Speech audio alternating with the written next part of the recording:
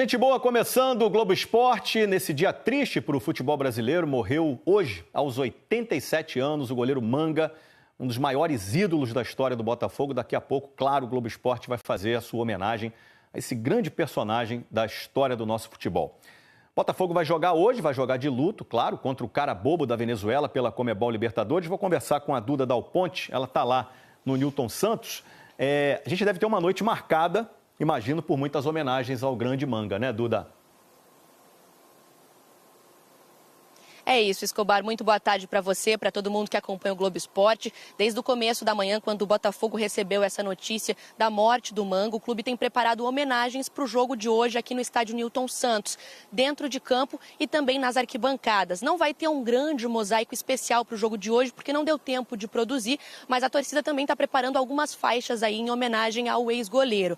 O Botafogo vai reencontrar a torcida em uma partida pela Libertadores aqui no estádio Newton Santos. E o time tem um bom retrospecto jogando em casa. Isso porque a última derrota foi na Libertadores de 2024, na estreia contra o Júnior Barranquilla por 3-1. Desde então, foram 5 partidas com 4 vitórias do Botafogo e um empate. Vitórias expressivas, né? Contra o Peñarol, por exemplo, por 5-0, contra o Palmeiras por 2-1. Então a torcida está bem confiante para hoje, Escobar. Pois é, e sobre o time, Duda, para esse jogo contra o cara bobo da Venezuela, o que a gente sabe aí? O principal desfalque é o Igor Jesus, né? Ele foi expulso na primeira rodada, na derrota contra a Universidade de Chile, por isso está fora para o jogo de hoje. E o provável substituto é o uruguaio Gonçalo Mastriani. Ele estreou no sábado contra o Juventude, ganhou só 10 minutinhos com o técnico Renato Paiva, mas ele conhece bem o futebol brasileiro, está no Brasil desde 2022 e por isso ganha essa disputa para ser o substituto do Igor Jesus. Além disso, o Alex Telles deve voltar ao time titular e o Savarino deve fazer uma posição de meia, com o uruguaio Santi Rodrigues entrando lá na frente. Então vamos ver o provável campinho do Botafogo para hoje, com o John no gol, o Vitinho, Jair, Barbosa e Alex Telles, aí meio de campo com o Gregory, Marlon Freitas e o Savarino, e lá na frente Mastriani, Arthur e também Santi Rodrigues. Vai ser uma noite bem especial, noite de Libertadores já é especial, mas hoje ainda mais especial com homenagens para o goleiro Manga. Escobar. Valeu, Duda Dal Ponte, direto do Newton, tá tudo dito. Obrigado, Duda. Olha só, o jogo de hoje, à noite, vai marcar, como disse a Duda, a estreia do Botafogo em casa nessa Libertadores, né? A torcida tá com uma saudade danada de ver o campeão. Sabe o date perfeito? Daqueles que disparam a ansiedade? O torcedor do Botafogo está prestes a revivê-lo. O Alvinegro e a Libertadores. Em casa, juntinhos outra vez.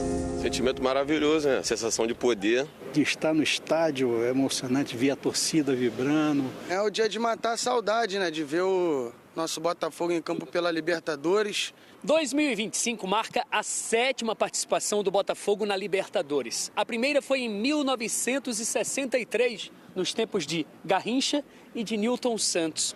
Após o título inédito no ano passado, a expectativa do torcedor mudou de lugar. A obrigação é maior agora. Somos campeões e a tendência é querer ser mais, né? Ok, mas para isso não pode dar mole, como na estreia. A derrota para Laú no Chile semana passada. Contra o cara bobo da Venezuela hoje à noite, além da vitória, fazer saldo de gols também está no plano, mirando a classificação ao fim da primeira fase. Já que isso é uma meta, o que fazer para ocupar a ausência de quem voltou a marcar gols após mais de 2 meses? Igor Jesus, principal nome do time, fez na vitória sobre o Juventude pelo Brasileirão. Só que ele está fora hoje. Foi expulso lá no Chile. A solução? Habla espanhol? Gonçalo Mastriani, uruguaio, chegou faz pouco tempo. Ganhou uns minutos no fim do jogo contra o Juventude. Minhas características são mais de centroavante de área, de finalização, do último toque, então eu sei o que posso agregar no elenco. Milhares que virão ao Newton Santos esperam por isso. No reencontro do campeão com sua eterna conquista.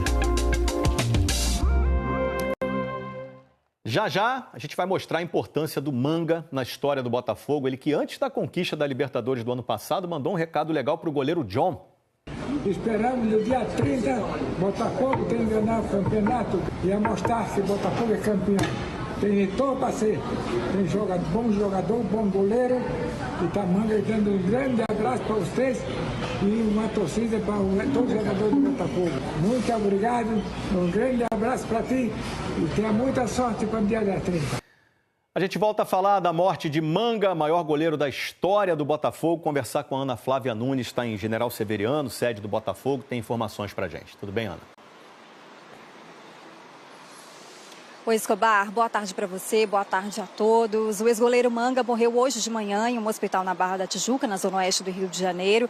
Ele morreu aos 87 anos, tratava uma pneumonia, mas já há algum tempo lutava contra um câncer de próstata. O velório do Manga vai ser amanhã aqui na sede do Botafogo em General Severiano, das 8 da manhã às 10h15 da manhã. E na sequência será feito o sepultamento às 11 horas no cemitério São João Batista, também aqui em Botafogo. Como a gente já destacou, né, o Manga é um dos maiores ídolos da história do Botafogo. Botafogo, claro, divulgou uma nota lamentando a morte do Manga e dizendo que ele deixa uma história de defesas inesquecíveis e muito amor pelo clube.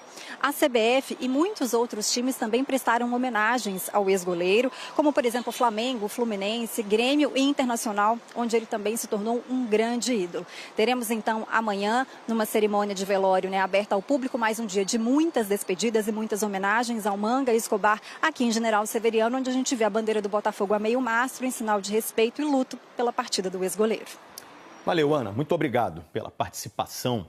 O Manga foi realmente um goleiraço, teve uma história linda no Botafogo, onde ele foi um dos responsáveis, inclusive, pela tradição do clube de valorizar goleiros negros. Não à toa, ele é um dos maiores ídolos alvinegros.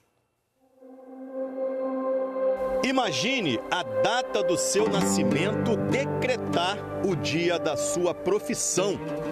Precisa ser muito bom naquilo que faz, né? E Ailton Correia de Arruda era. Principal qualidade do goleiro Manga.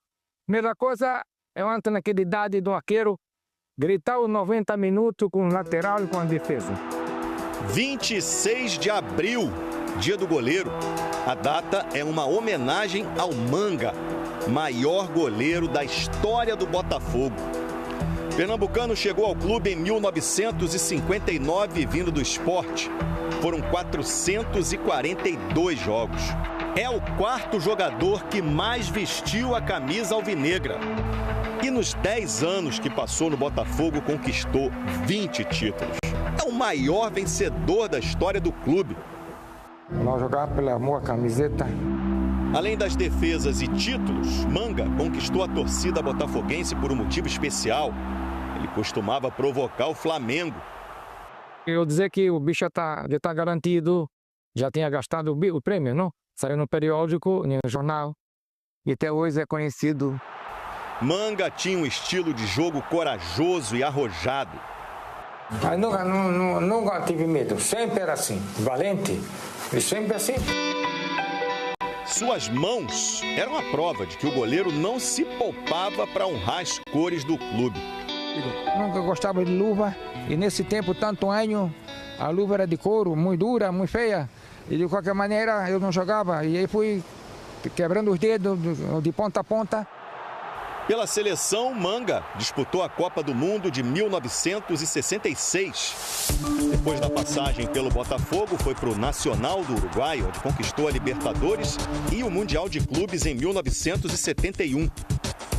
De volta ao Brasil, foi bicampeão brasileiro em 75 e 76 pelo Internacional. Manga ainda defendeu o Operário do Mato Grosso do Sul, o Coritiba e o Grêmio. Pelo Barcelona de Guayaquil, do Equador, se aposentou e passou a viver no país. Em 2020, voltou ao Brasil e passou a morar no Retiro dos Artistas. Maior goleiro da história do Botafogo, o homem de tantas defesas e títulos e que eternizou a frase "o bicho é certo", se despede com outras certezas. Honrou como poucos a profissão e orgulhou cada torcedor que o viu sob as traves. Eu não fui vergonha a nada, nem o clube. Muito contente com meu trabalho como arqueiro.